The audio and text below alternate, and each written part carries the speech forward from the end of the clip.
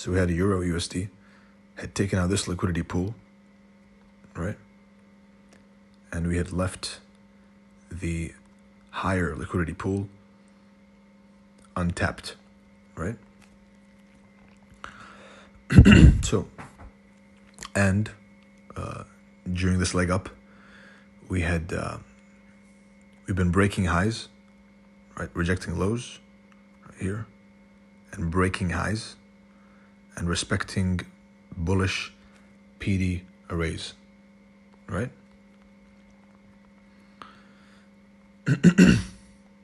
So, breaking highs, rejecting lows, respecting bullish arrays, right? So what that means is that we were expecting higher prices on Euro, right? So we draw this rejection block. So we broke this high, right? We broke this high. And we're expecting any dip with P below the low to be a false move. Why? Because in a bullish market, bearish dumps below lows are to be bought, right? And in a bearish market, bullish pops above highs are to be smacked back down, right? The opposite over here. So bearish market, so a downtrend, bearish order flow, whatever you want to call it. You got this. Highs rejected, lows broken, right? Lows broken, highs rejected, right? And over here we have the opposite. We have highs being broken and lows being rejected. After a long, just 1 month, 1 month of a downtrend, or 1 month of a bearish 1 month of bearish order flow, we finally have started to break highs instead of rejecting them, right? So reject, break, right? So bullish order flow, in short, right? So we mark out this rejection block right here. And if we come below it, right? If we don't close below it, because if we close below it, it's going to be a breaker, right? Bearish candle to cause the purge, right?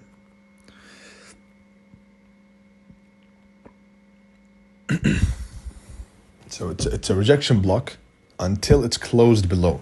Then it becomes a breaker. But because we're in a bullish market with bullish order flow, we're expecting the declines or dumps below lows to be for buying, right? Especially that we took out this range low liquidity pool, the body, and we hadn't yet taken out the range high liquidity pool of the body, right? So I had this target in mind, at least the range high of the body, right? Potentially this, but this one first, right? So what's been happening so far? We've been rallying, breaking highs, rejecting lows, right? Breaking highs, and then falling down beneath a low, which means we're expecting it to be a fake move below the low to keep rallying, right? So we mark the opening time and closing time. The same old boring procedure, right? Nothing new. Closing time. So we had this, we came short of the key level. You remember the last video where I spoke exactly about this phenomenon, right? Where you violently come and approach a key level, but not yet touch it, not quite contact the level, right?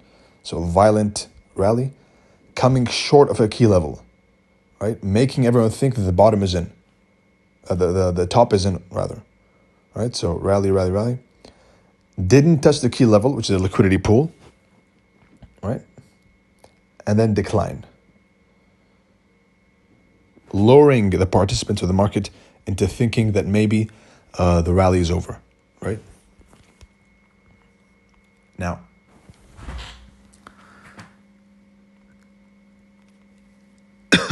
why was this a target? Why this rejection block, because those who were short down here, up here rather, where's their stop loss going to be? The stop loss is going to be above this body. How do I know? Because when I would trade before ICT, right, the retail logic and theory tells you to put your stop loss above the bodies when there's a large wick. Now look at the indoctrination that's happening.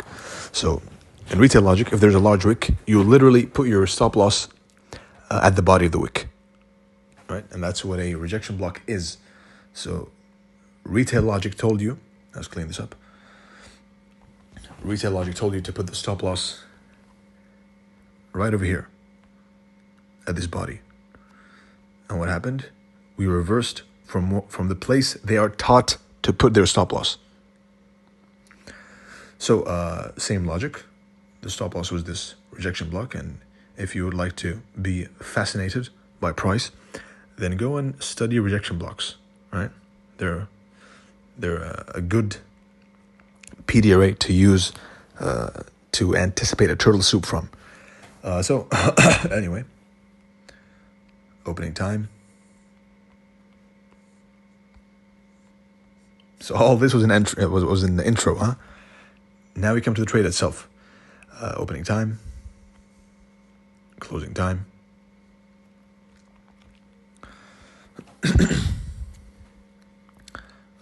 Higher time frame PDRA, daily rejection block to the downside, and a target, because we're bullish, right? We've been bullish all this while. Breaking highs, rejecting lows, right? Breaking highs, rejecting lows. Up close candles being broken, right? And down close candles supporting price to go higher. Right? That's the definition of bullish order flow, right? So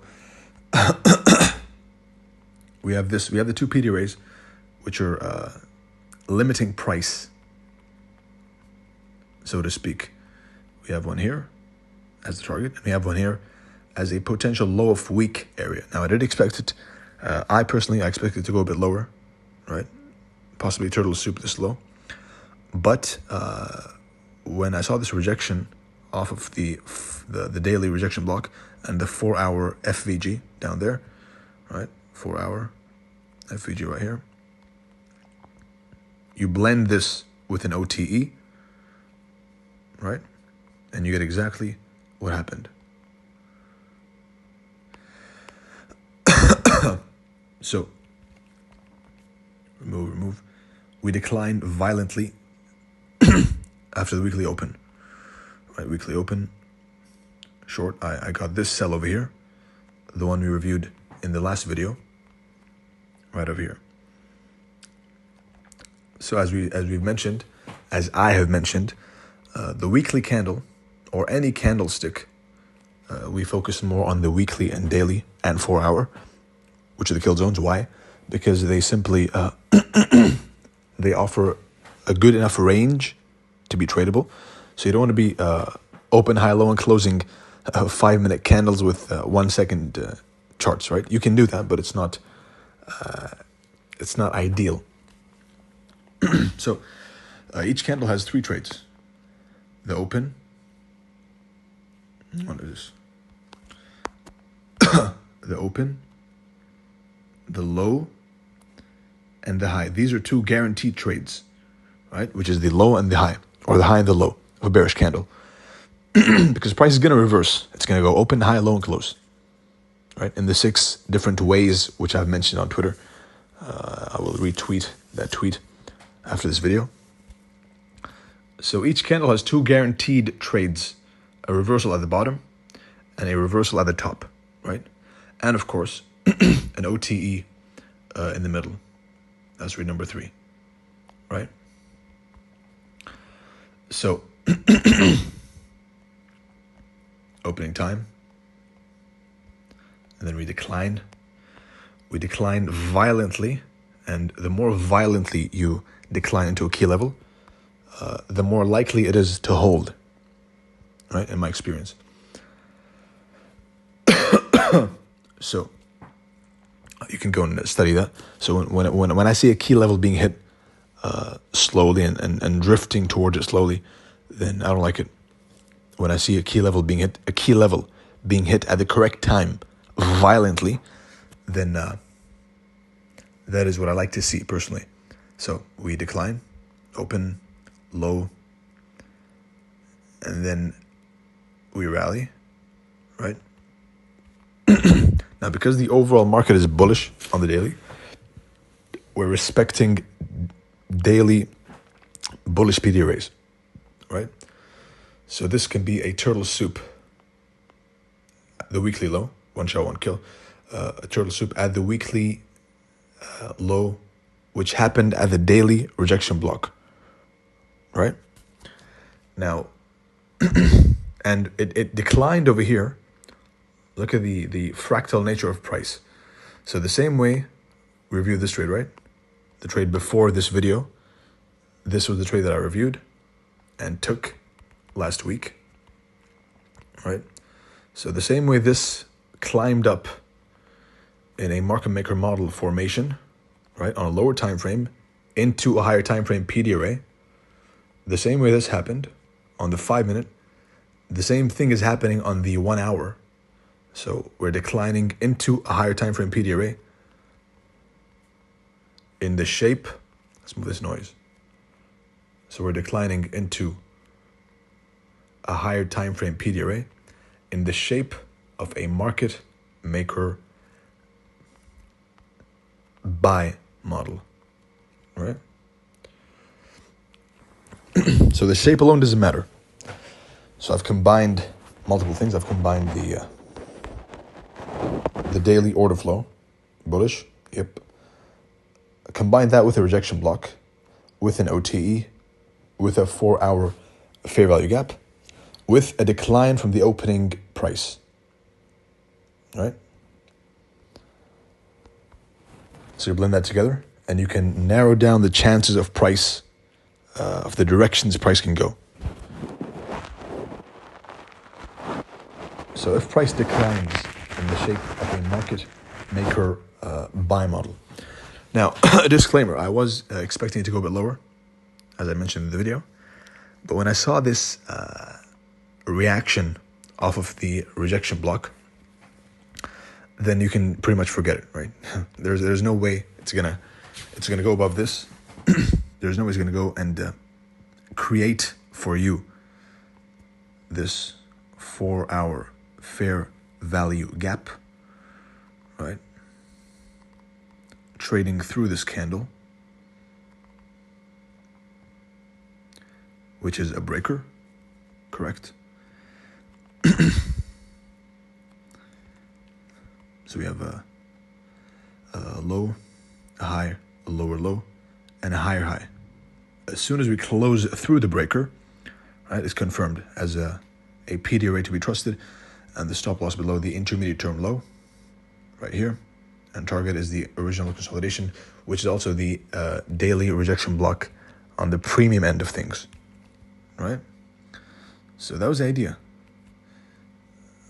That was the idea I had about this specific trade, and this is what I had in mind when I posted this trade right around here, right? So before it rallied, I recognized what was happening, which is buy model declining from the weekly open,